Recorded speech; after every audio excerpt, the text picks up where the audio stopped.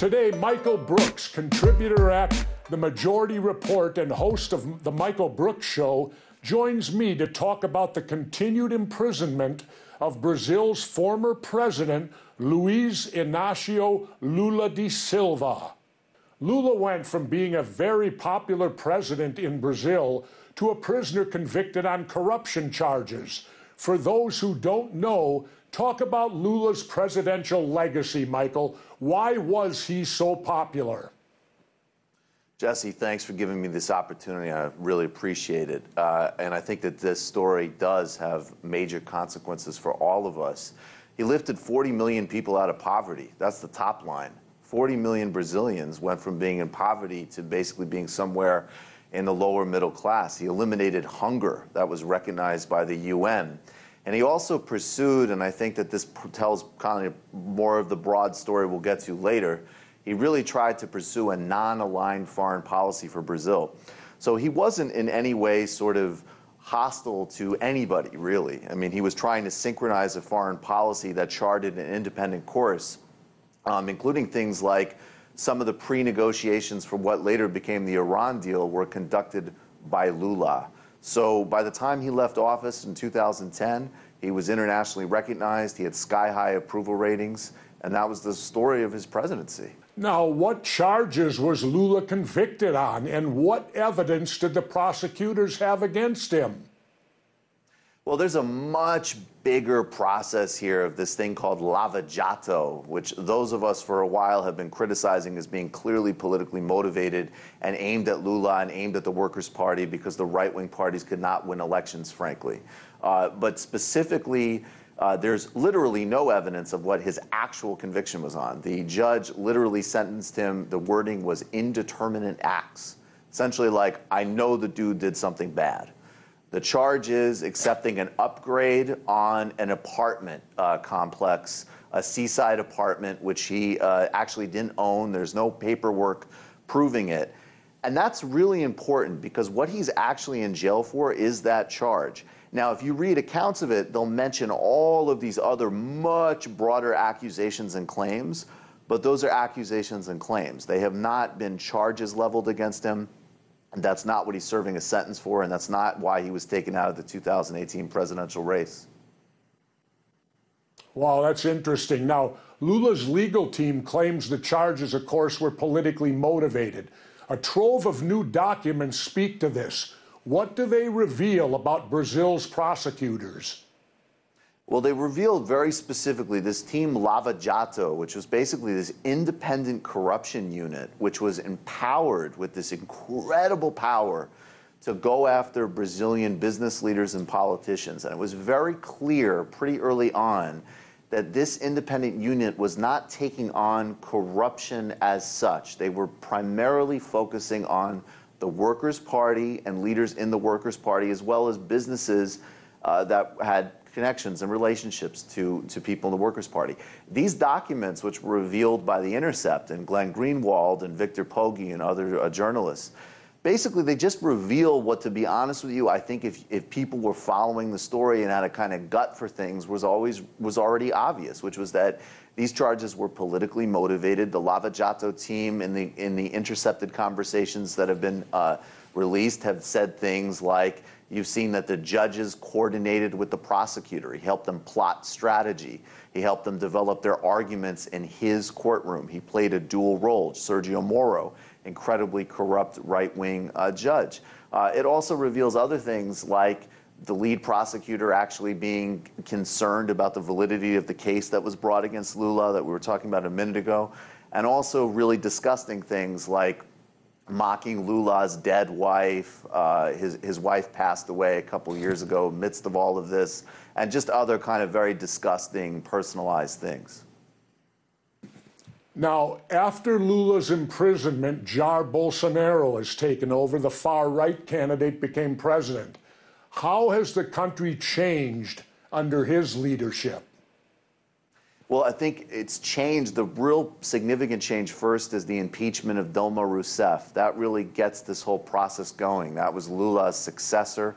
She was reelected to a second term. Brazil was already in tough shape. I mean, Lula had boom years The economy was slowing down. There's no doubt there's other structural problems. But she was impeached on literally the equivalent of if you were governor and you did a budget report that they didn't like. That was essentially what she was impeached on. She was impeached for moving money from one department to another to fill a budget hole, a kind of standard accounting practice. Maybe it's technically not right. I don't know. It's nothing. She was impeached in a totally politicized way.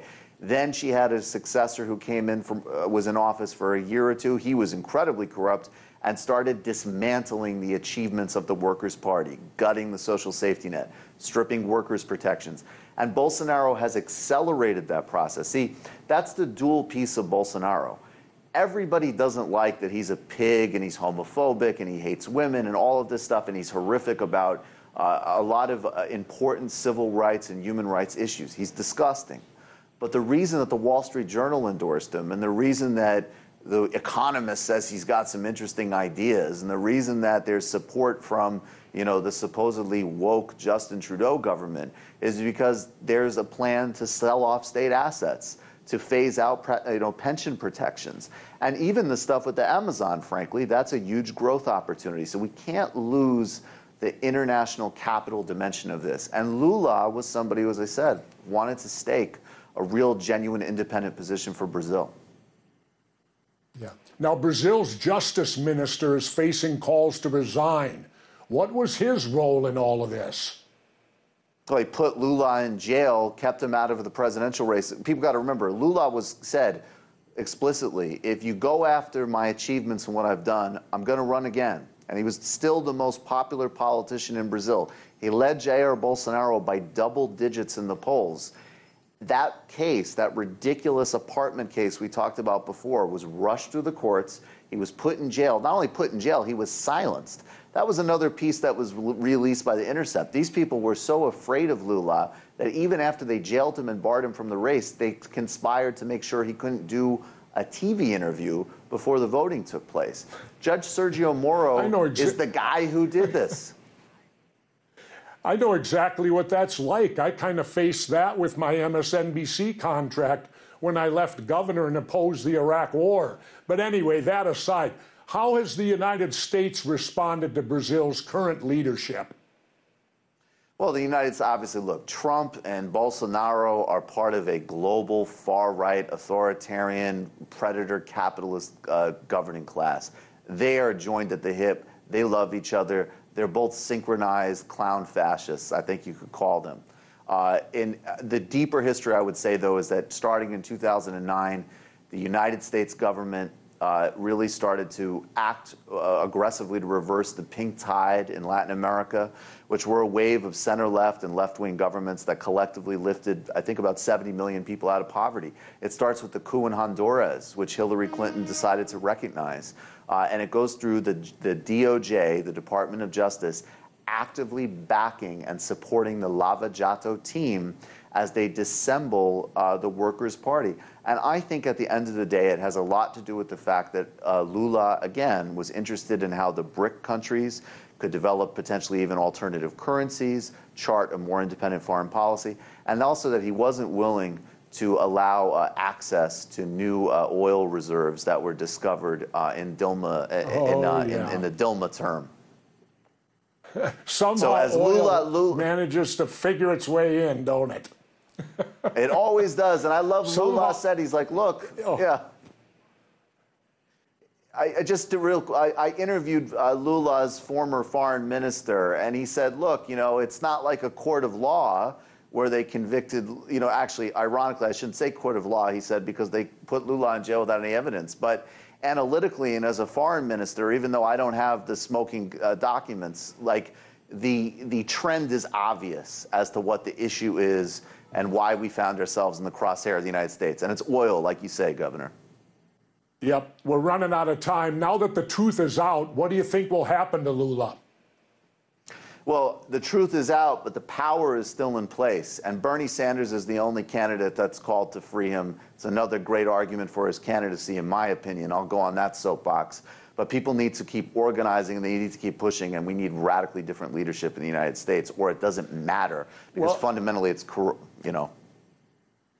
If I get in, you'll have 2. Anyway, Michael Brooks, thank Yes, you, sir. host of the Michael Brooks Show. Thank you very much for this education. We need to pay more attention to Brazil. Thank you, Michael. Honor and pleasure. Thank you.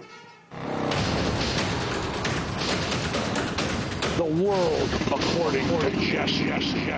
You just watched a Michael Brooks Show video. Subscribe to get them all. Why wouldn't you?